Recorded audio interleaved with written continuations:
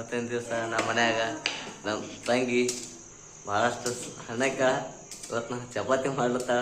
ಯಾಕಂದ್ರೆ ನಾಳೆ ಊರಿಗೆ ಹೋಗ್ತಾಳಕ್ಕಿ, ಅದ್ರಕ್ಕೆ ಚಪಾತಿ ಮಾಡ್ತಾಳ.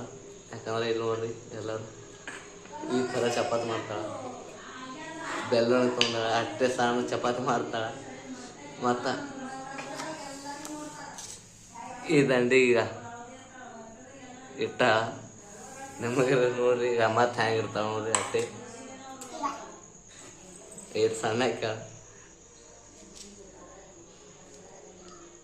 ನಿಮಗೆ ಹೆಂಗೆ ಅನ್ನಿಸ್ತು ಹೇಳ್ರಿ, ಕಮೆಂಟ್ ಮಾಡಿ.